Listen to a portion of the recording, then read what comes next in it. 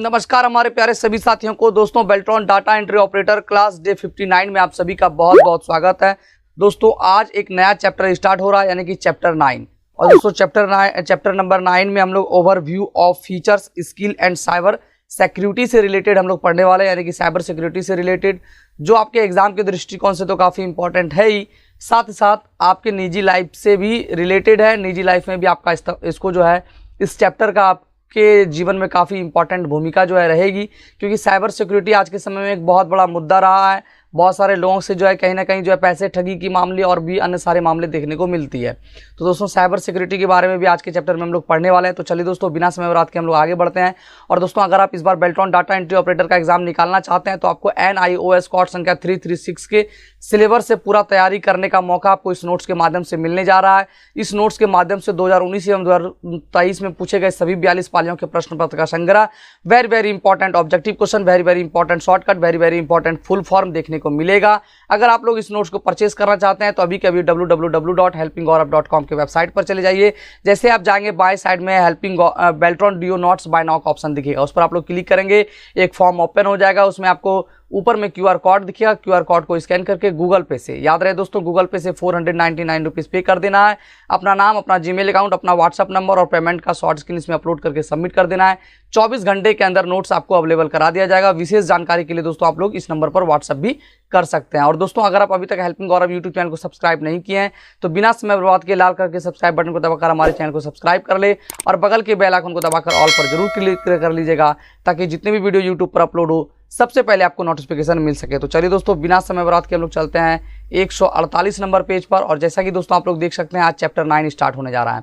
दोस्तों, एक बात मैं आपको यहाँ पे बताने वाला हूँ कि चैप्टर 9 जो है अब जो है कुछ ही दिन चलने वाला है, यानी कि आप समझ लीजिए कि बेसिक खत्म होने वाला है। ठीक है, बेसिक खत्म होते ही दोस्तों आप कह सकते हैं कि जो इंपॉर्टेंट नेक्स्ट लेवल की तैयारी होती है वो जो है आपको देखने को मिलने जा रहा है। ठीक है, तो बेसिक जो लोग कवर कर लिए हैं बहुत अच्छा है। बेसिक बहुत इंपॉर्टेंट है। मैं कभी नहीं बोलूँगा कि बेसिक आप छोड़ करके पढ़िए। जो लोग बेसिक कंप्लीट नहीं किए हैं वो क्लास नंबर 1 से लेकर आज तक का क्लास जो है ज़रूर देखिए। लेकिन आप बेसिक कंप्लीट होने के बाद और जो क्लासेस होगी वो और भी ज़्यादा इंपॉर्टेंट होने जा रही है। और कुछ दिन में दोस्तों जो है आपका नया क्लास जो है स्टार्ट हो जाएगा। ठीक है, जो बेसिक से हटकर होगा, काफ़ी इंपॉर्टेंट सारा चीज़ उसमें भी हम लोग पढ़ेंगे।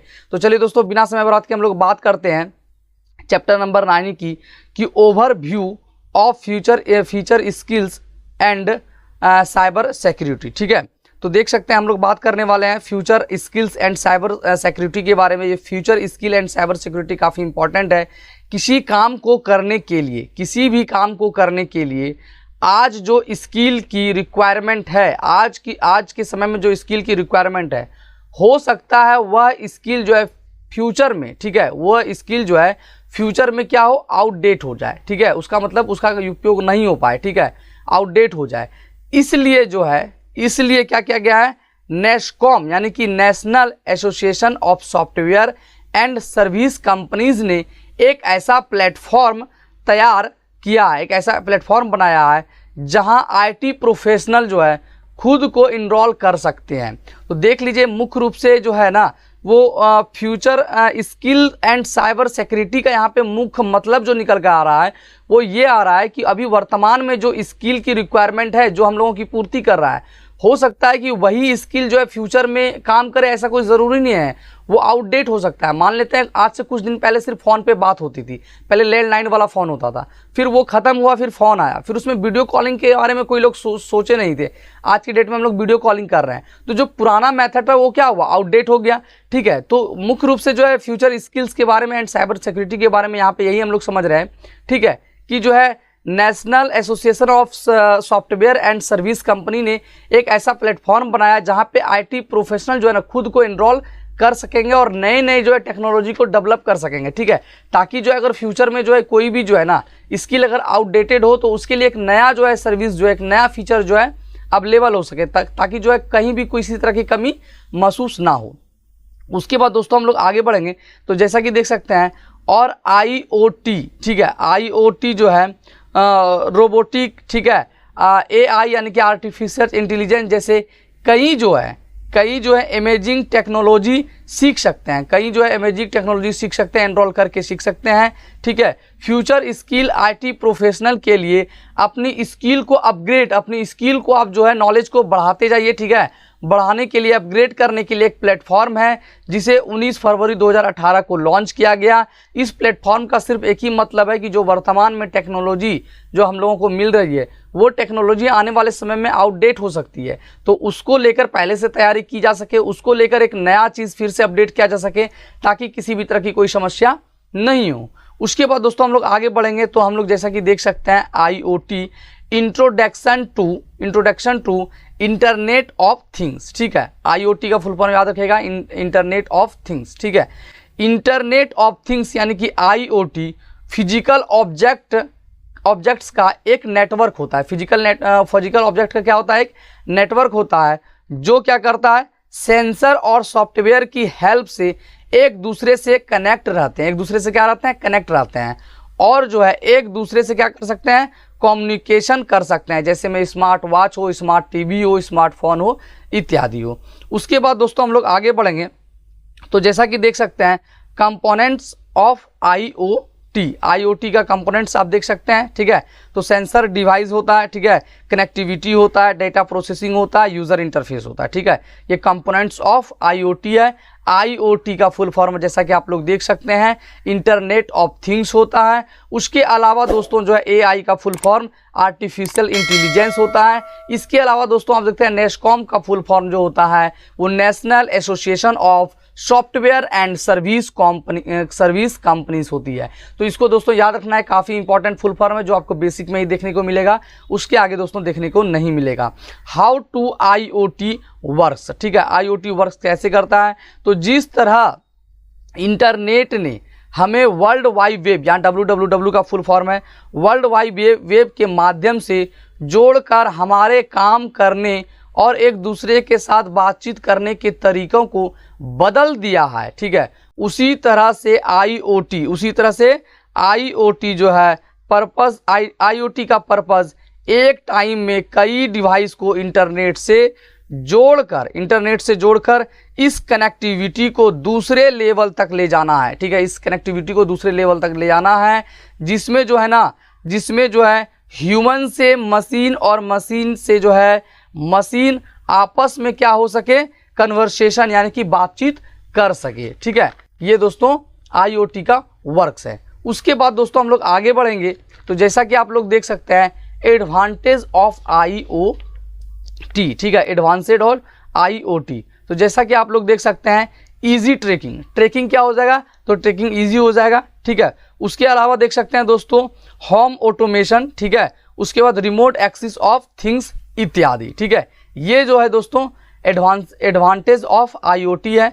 उसके बाद हम लोग आगे बढ़ेंगे तो देख सकते हैं डिसएडवांटेज। ठीक है, डिसएडवांटेज ऑफ IoT, तो जैसा कि आप लोग देख सकते हैं सिक्योरिटी है, प्राइवेसी है और कॉम्प्लेक्सिटी है, यानी कि सुरक्षा है, गोपनीय है और जटिलता है, ये इसकी डिसएडवांटेज, IoT की डिसएडवांटेज। उसके बाद दोस्तों यहाँ पे आपसे प्रश्न पूछा जा सकता है कि निम्न में से कौन सा एक IoT का एडवांटेज है। एडवांटेज में आपको इजी ट्रैकिंग दे देगा और बाकी आपको 3 ऑप्शन दे देगा और पूछेगा निम्न में से कौन सा IoT का एडवांटेज है। तो एडवांटेज अगर पूछेगा तो इजी टू ट्रैकिंग अगर देना है। अगर आपको पूछेगा कि निम्न में से IoT का एक डिसएडवांटेज क्या है, 3 ऑप्शन आपको दे देगा, इजी ट्रैकिंग, होम ऑटोमेशन इत्यादि का दे देगा 3 ऑप्शन, और एक आपको दे देगा प्राइवेसी का। तो याद रखना है प्राइवेसी, सिक्योरिटी एंड कॉम्प्लेक्सिटी जो है ये क्या है, डिसएडवांटेज है। उसके बाद दोस्तों हम लोग आगे बढ़ेंगे तो जैसा कि आप लोग देख सकते हैं अब हम लोग बात करने वाले हैं बिग डेटा एनालाइज का। ठीक है, बिग डेटा एनालाइज क्या होता है, कैसे करता है काम, इसके बारे में हम लोग पढ़ने वाले हैं। तो जैसा कि दोस्तों आप लोग यहाँ पे देख सकते हैं, ठीक है, एनालिटिक्स के, बिग डेटा एनालिटिक्स के, कि इंटरनेट पर प्रत्येक यूज़र डेटा क्रिएट कर रहे हैं, जैसे ऑनलाइन शॉपिंग करते समय, सोशल मीडिया पर पोस्ट करते समय, GPS सिस्टम का यूज़ करके, ठीक है, ट्रेवल करते समय आदि। इन सभी डेटा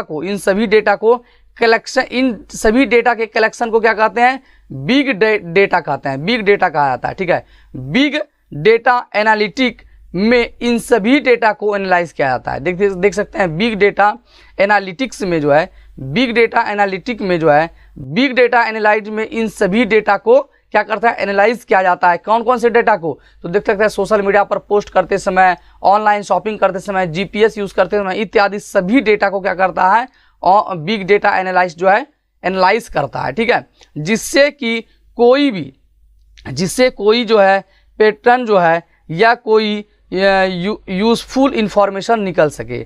क्या हो सके, कोई यूजफुल इंफॉर्मेशन जो है, कुछ ज़रूरी इंफॉर्मेशन जो है निकाली जा सके। ठीक है, कंपनीज जो है अपने रेवेन्यू को बढ़ाने के लिए बिग डेटा एनालिटिक का यूज़ करती है। क्या करती है, कंपनी जो है अपने रेवेन्यू को यानी कि अपने आमदनी को बढ़ाने के लिए बिग डेटा एनालिटिक्स का यूज़ करती है। बिग डेटा एनालिटिक्स जो है कई जो है सेक्टर्स में अप्लाई किए जाते हैं, जैसे में बैंकिंग हो, ठीक है, हेल्थ केयर हो, मैन्युफैक्चरिंग हो, एजुकेशन हो, उसके बाद दोस्तों जो है ऑनलाइन विज्ञापन हो, सोशल मीडिया हो, इत्यादि का इस्तेमाल जो है किया जाता है। किस में किया जाता है, तो जैसा कि आप लोग देख सकते हैं बिग डेटा एनालिटिक्स में। ठीक है, उसके आगे दोस्तों हम लोग बढ़े तो टाइप ऑफ बिग डेटा। ठीक है, टाइप ऑफ बिग डेटा का टाइप आप जैसा कि देख सकते हैं, स्ट्रक्चर्ड डाटा हो गया, अनस्ट्रक्चर्ड डाटा हो गया, सेमी स्ट्रक्चर्ड डाटा हो गया। ठीक है, ये दोस्तों ये हो गया आपका टाइप ऑफ बिग डेटा। उसके बाद दोस्तों हम लोग आगे बढ़ेंगे तो जैसा कि आप देख सकते हैं क्लाउड कंप्यूटिंग क्या है, ये भी आपका जो है 2019 में प्रश्न पूछा गया है क्लाउड कंप्यूटिंग से। ठीक है, और जो लोग क्यूज में जुड़ते होंगे उनको ये क्वेश्चन देखा भी होगा, क्योंकि मैंने इस क्वेश्चन को क्लाउड कंप्यूटिंग से रिलेटेड जो है क्वेश्चन को मैंने क्यूज सेशन में डाला है।